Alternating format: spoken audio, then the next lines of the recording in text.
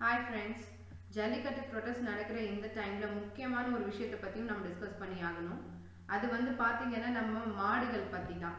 கலப்பின பசுக்களோட எஃபெக்ட்ஸும் நம்ம நாட்டு மாடுகளுடைய அட்வான்டேஜஸையும் பற்றி நம்ம இதில் பார்க்க போகிறோம். ஃபர்ஸ்ட் பார்த்தீங்கன்னா கலப்பின பசுவில் நிறைய வெரைட்டிஸ் இருக்குது. இங்கே முக்கியமாக நம்ம நாட்டில் அதிகமாக பேசப்படுறது ஜெர்சி பசுங்கிறது தான். அதில் கிடைக்கிற பால் பார்த்தீங்கன்னா வெளிநாட்டில் வகை பிரிச்சிருக்காங்க. ஒன்று A1 மில்க்கு, இன்னொன்று A2 மில்க்கு. A1 மில்க்குன்றதுல பார்த்தீங்கன்னா A1 புரோட்டீன் ஒன்று இருக்குது. அது ரொம்ப அதிகமான சைடு எஃபெக்ட்ஸை மக்களுக்கு கொடுக்கக்கூடியது. நம்ம நாட்டு பசுவில் இருக்கிறது பார்த்தீங்கன்னா A2 புரோட்டீன். அது மனிதர்களுக்கு உகந்த ஒரு புரோட்டீன் சொல்கிறாங்க. இப்போ ஜெர்சி பசு பற்றி நம்ம ஒரு சில விஷயங்கள் தெரிஞ்சுக்க வேண்டியிருக்கு. அது பார்த்தீங்கன்னா அது வெளிநாட்டோட கிளைமேட்டிக் கண்டிஷனுக்கு ஏற்ற மாதிரி தான் அங்கே வளர்க்கப்படுது. அது நம்ம நாட்டோட கிளைமேட்டுக்கு ஏற்ற மாதிரி மாற்றுறதுக்கு நிறைய இன்ஜெக்ஷனும் போடுறாங்க. அந்த மாடுகளோட இனப்பெருக்கமும் நேச்சுரலாக நடக்கிறது இல்லை. அது ஆர்டிஃபிஷியல் இன்செமினேஷன் சொல்கிற ஒரு விஷயத்தினால தான் இனப்பெருக்கமும் நடைபெறுது. அதனால பெண்களுக்கு ஹார்மோனல் இம்பேலன்ஸ், மாதவிடாய் கோளாறுகள், பெரிதாக பேசப்பட்டு வர PCODன்ற ஒரு ப்ராப்ளமும், ஆண்களுக்கு எரெக்டைல் டிஸ்ஃபங்க்ஷனும் வருது.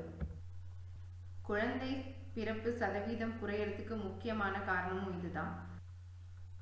அந்த காலத்துல தாய்மார்கள் குழந்தைங்களுக்கு தாய்ப்பால் குறைஞ்சபட்சம் 1 வருஷம் வரைக்கும் கொடுத்தாங்க. ஆனா இப்போ பால் சுரக்கிறது ரொம்பவே கம்மி ஆயிடுச்சு. ஏன்னா நம்மளே இப்போ தரமான பாலை குடிக்கிறது இல்லை.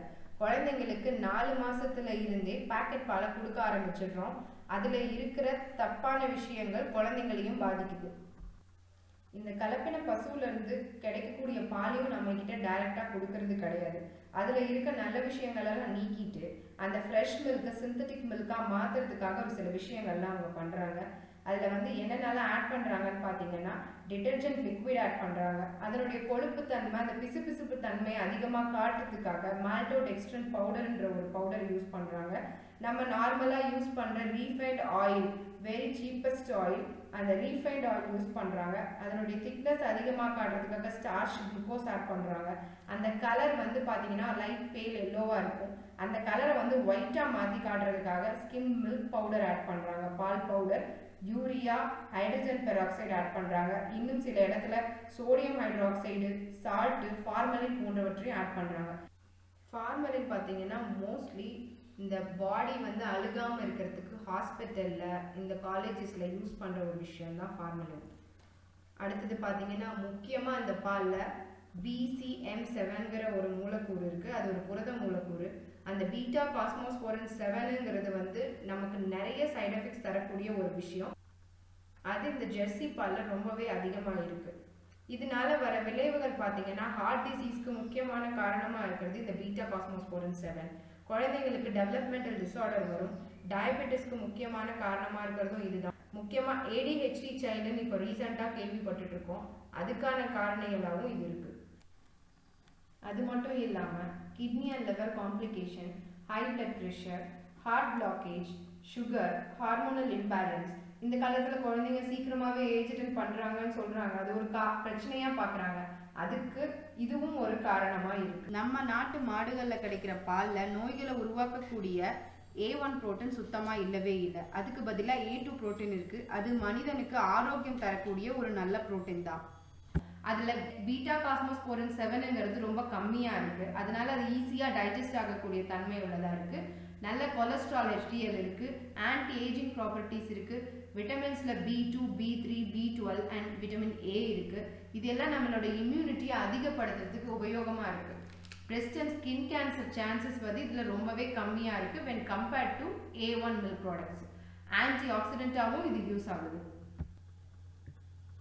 மொத்தத்துல கலப்பின பாலுன்றது ஒரு பெரிய வியாபார யுக்தியை தவிர நல்லதுங்கிறது அதுல எதுவுமே கிடையாதுங்க. ஸோ நம்ம இப்போ நாட்டு மாட்டுப்பாலை தேடி குடிக்க வேண்டிய கட்டாயத்துல தான் இருக்கோம். இது சாத்தியமானு பார்த்தா நம்ம கிராமத்துல இருக்கிறவங்களுக்கு நாட்டு மாடு பால் எங்க கிடைக்கும்னு தெரியும். அவங்களுக்கு அது ரொம்ப ஈஸி. ஆனா நகரத்துல இருக்கவங்க என்ன பண்ணலாம்?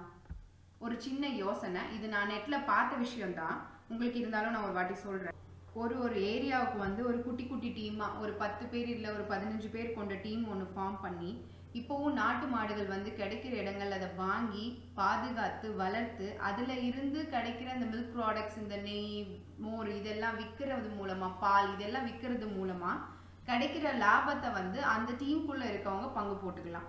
இது வந்து நம்ம அந்த பாக்கெட் பால் வாங்குறத வந்து ஒரு 50% குறைக்கிறதுக்கான வாய்ப்புகள் இருக்கு. இப்படி நம்ம பண்றதுனால நம்ம நாட்டோட பாரம்பரியத்துல ஒன்னான ஜல்லிக்கட்டுக்கு ஆதரவு தர்றது மட்டும் இல்லாம மக்களுடைய ஆரோக்கியத்திற்கு பயன்படும் வகையில ஒரு பெரிய மாற்றத்தை கொண்டு வரும்னு நம்புறோம். நன்றி.